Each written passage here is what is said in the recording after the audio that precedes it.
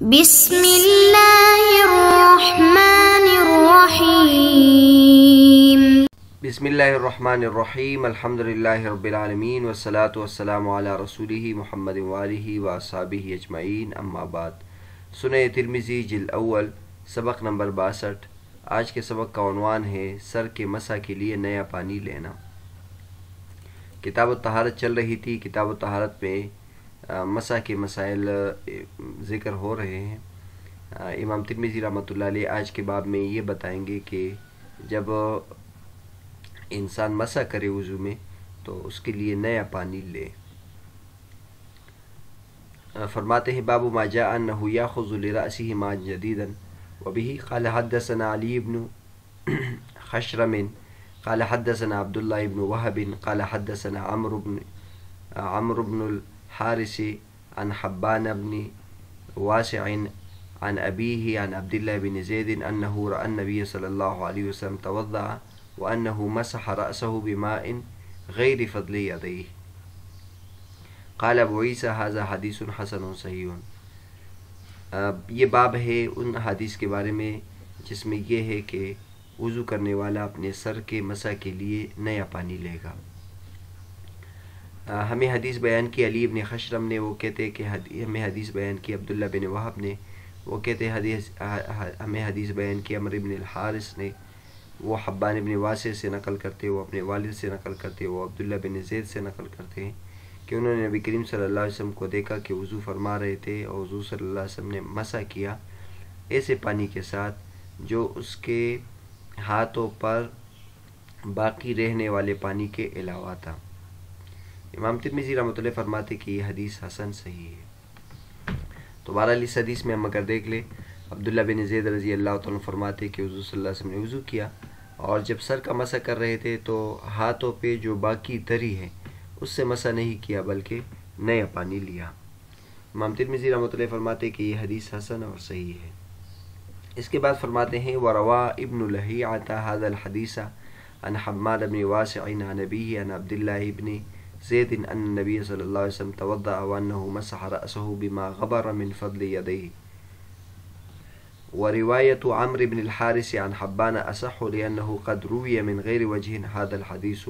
عن عبد الله بن زيد وغيره أن النبي صلى الله عليه وسلم أخذ لرأسه ماء جديدا، والعمل على هذا عند أكثر أهل العلم رأوا أن يأخذ لرأسه ماء جديدا۔ امام ترمذی رحمۃ اللہ فرماتے کہ ابن لہیعہ نے اس روایت کو نقل کیا ہے، اس حدیث کو نقل کیا ہے حبان بن واسع سے، اور وہ اپنے والد سے نقل کرتے، وہ عبداللہ بن زید سے نقل کرتے ہیں۔ اس میں الفاظ یہ ہے کہ نبی کریم صلی اللہ علیہ وسلم نے وضو کیا اور حضور صلی اللہ علیہ وسلم نے اپنے سر کا مسح کیا، اس پانی سے جو باقی رہ گیا تھا اس کے ہاتھوں میں جو بچا ہوا پانی باقی رہا تھا۔ اور عمرو بن حارث کی حبان سے روایت اصح ہے کیونکہ وہ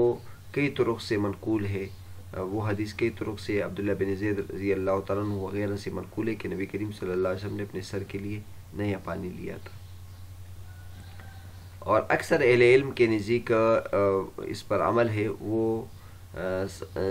یہ سمجھتے ہیں کہ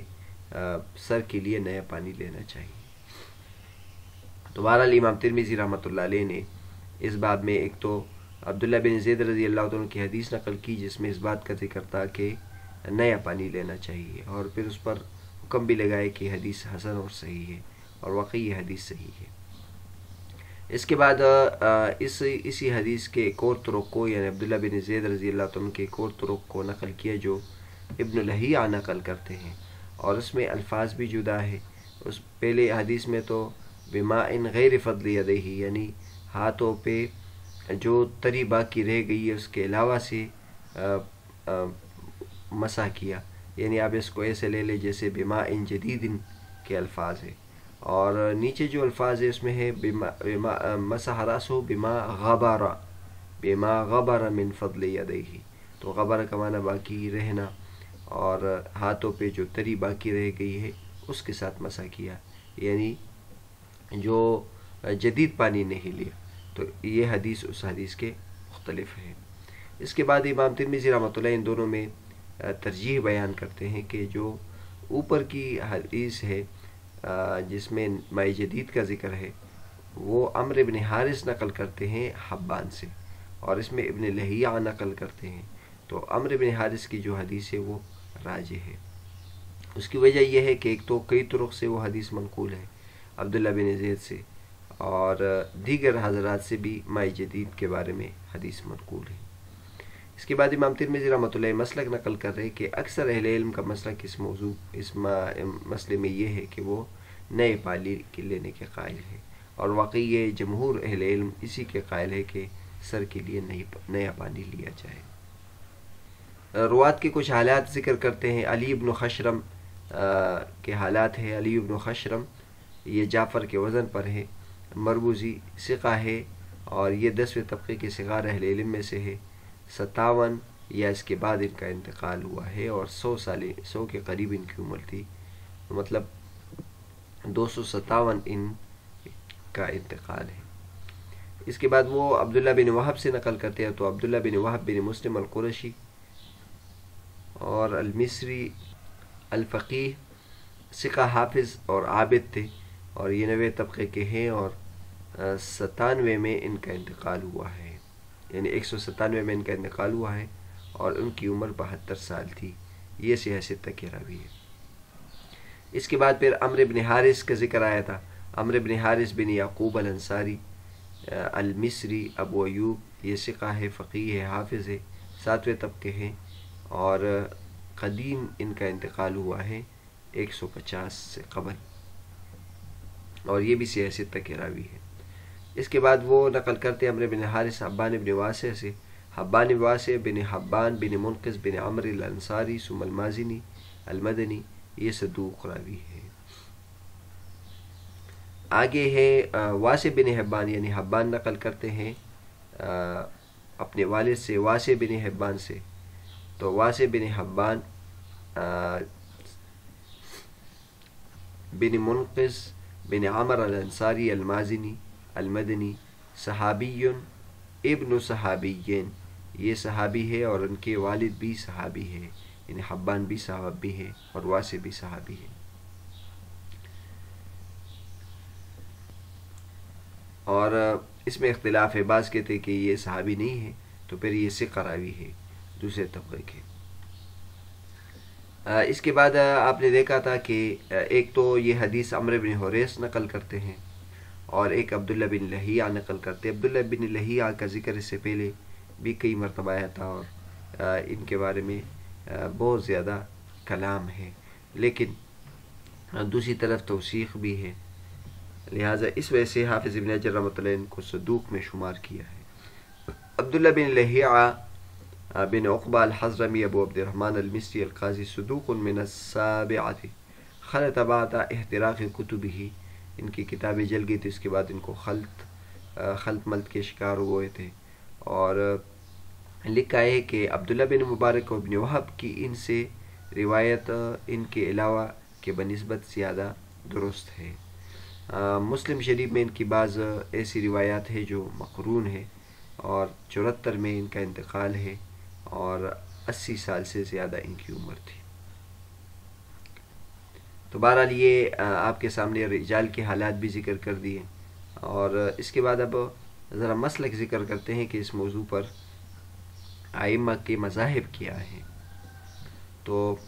یہ الاوسط لابن المنذر میں انہوں نے مسالک کے ذکر کرنے کا اہتمام کیا ہے۔ وہ فرماتے ہیں وَمِمَّنْ رَأَى أَنْ يَأْخُذَ لِرَأْسِهِ مَاءً ابن عمر وأنس بن مالك والحسن البصری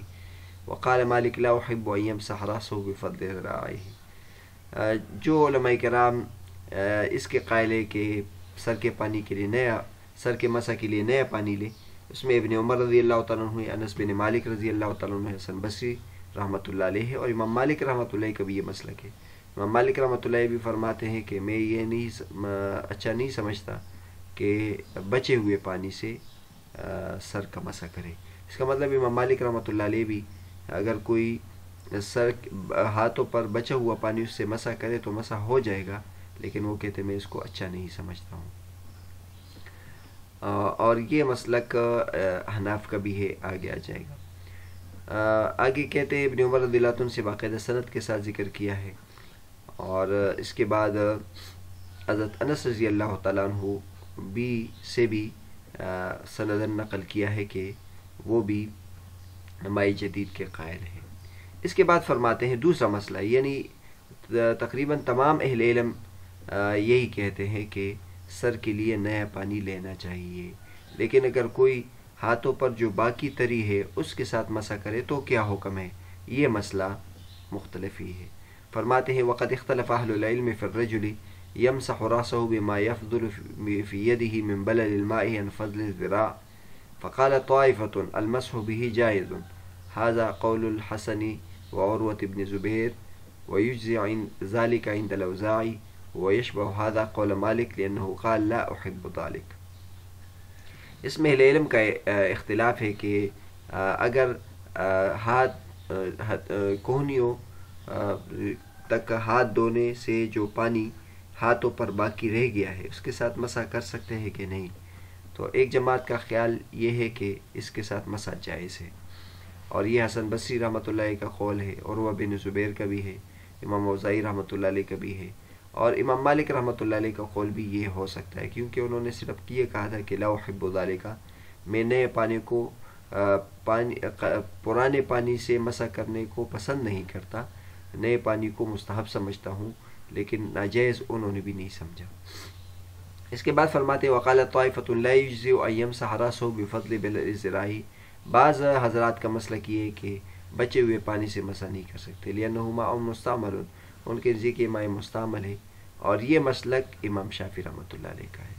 وهو يشبه مذهب اصحاب الرائے، اور یہ اصحاب رائے کے مسلک کے مشابہ ہے۔ تو بہرحال امام شافعی رحمۃ اللہ علیہ کا مسلک یہ ہے کہ بچے ہوئے پانی سے مسح نہیں کر سکتے، اور جمہور اہل علم کا مسلک یہ ہے کہ نئے پانی لینا چاہیے، لیکن اگر نئے پانی نہ لے اور پرانے پانی سے مسح کرے تو مسح ہو جائے گا۔ اب اگر دلائل کی طرف آئے تو اس میں کوئی شک نہیں ہے کہ جو ماء جدید کی حدیث ہے وہ سند کے لحاظ سے صحیح ہے، لہٰذا ماء جدید کے لیے اسی سے استدلال ہم کرتے ہیں، اور لیکن دوسری طرف وہ حدیث بھی ہے جس میں یعنی بچے ہوئے پانی سے مسح کرنے کا ذکر ہے، جیسے خود امام ترمذی رحمۃ اللہ علیہ نے ابن لہیہ کے سند سے عبداللہ بن زید سے نقل کیا ہے کہ اس میں پرانے پانی سے مسح کیا، لہٰذا گویا حنفیہ یا جمہور اہل علم ان دونوں حدیثوں سے استدلال کرتے ہیں، اور وہ یہ کہتے ہیں کہ اصل میں تو جدید پانی لینا چاہیے، لیکن اگر کوئی قدیم پانی سے مسح کرے تو وہ بھی کافی ہو جائے گا، لیکن جدید پانی لینا مسنون ہے، مستحب ہے کہ جدید پانی لیا جائے۔ پرانے پانی سے مسح کرنے کے بارے میں ایک تو یہ حدیث ہے، اور ایک اور حدیث ہے جو ابو داؤد شریف میں ہے۔ ابو داؤد شریف میں ربیع رضی اللہ تعالیٰ عنہ سے منقول ہے، اس میں ہے به قال حدثنا مسدد قال حدثنا عبداللہ بن داود عن سفیان بن سعید عن ابن عقیل عن الربیع ان النبی صلی اللہ علیہ وسلم مسح براسه من فضل ماء كان في يده۔ اس میں ربیع رضی اللہ تعالیٰ عنہ کہتی ہے کہ نبی کریم صلی اللہ علیہ وسلم نے سر پر مسح کیا اس پانی کے بچے ہوئے پانی سے جو ان کے ہاتھ میں بچا ہوا تھا۔ یہ سنن ابی داؤد میں یہ حدیث ہے۔ تو لہٰذا جو علماء کرام کہتے ہیں کہ بچے ہوئے پانی سے بھی کوئی مسح کرے تو مسح ہو جاتا ہے، تو ان کی کا استدلال اس حدیث سے۔ چنانچہ علامہ محمد یوسف بنوری رحمۃ اللہ علیہ فرماتے ہیں ومذہب الحنفیۃ یوافق کلا الحدیثین، نام حدیث الربیع حجۃ علی الشافعیۃ حیث اکتفی فیہ بالماء الباقی۔ تو حنفیہ دونوں حدیثوں کے موافق ہے ان کا مسلک، البتہ جو ربیع کی حدیث ہے یہ شوافع کے خلاف حجت ہے، کیونکہ وہ صرف پانی کیونکہ اس میں باقی رہنے والے پانی پر اکتفا کا ذکر ہے۔ وہ حدیث ربیع فیہ ابن عقیل، اس میں اگرچہ ابن عقیل ہے لیکن امام ترمذی رحمۃ اللہ علیہ نے ان کی حدیث کو حسن قرار دیا ہے، بلکہ دوسرے طرق میں اس کو صحیح بھی قرار دیا ہے۔ تو اس سے یہ بات بھی معلوم ہوتی ہے، یہ پیچھے بھی ہم نے بیان کیا ہے کہ کبھی ایک ہی سند کو صحیح قرار دیا جاتا ہے اور اسی کو حسن بھی قرار دیا جاتا ہے، تو اس کی وجہ یہ کہ دیگر قرائن ہوتے ہیں. اگر اس کے ساتھ دیگر حدیث کی قرائن شامل ہو جائے تو وہ صحت تک پہنچ جاتی ہے، اور اگر اس میں دیگر حدیث کی قرائن نہ ہو تو پھر وہ حسن رہتی ہے. فالحديث دل على أخذ الماء الجديد لمسح الرأس وهو سنة عندنا معاشر الحنفية ويشترط عند الشافعية، فلو توزع ومسح ببلة باقية على يديه جاز بها المسح لأن الماء لا يستعمل ما لم ينفصل عن العضو. کیونکہ اگر پانی اس پہ باقی رہ گیا ہے تو چونکہ وہ پانی جسم سے جدا نہیں ہوا ہے لہٰذا وہ ماء مستعمل کے حکم میں نہیں ہے. ماء مستعمل وہ ہوتا ہے کہ جب پانی جسم سے جدا ہو جائے. والباقی علی العضو كغیر المنفصل فی الحکم وقد مر، یہ پہلے گزر چکا ہے. واما مسح الاذنین، جہاں تک کانوں کا مسح ہے، فالمسنون عندنا مسح بماء الرأس، ہمارے نزدیک سر کے پانی سے اس کو مسح کرنا چاہیے اگر ہاتھوں پہ تری باقی ہو، ورنہ تری باقی نہ ہو تو پھر نیا پانی لینا چاہیے. لہٰذا جو احادیث ہے جو ماء جدید پر ہے تو اس کو ہم اس پر محمول کرتے ہیں کہ جہاں جدید پانی کا ذکر ہے وہاں اس وقت وہاں وہ موقع مراد ہے جہاں ہاتھوں پر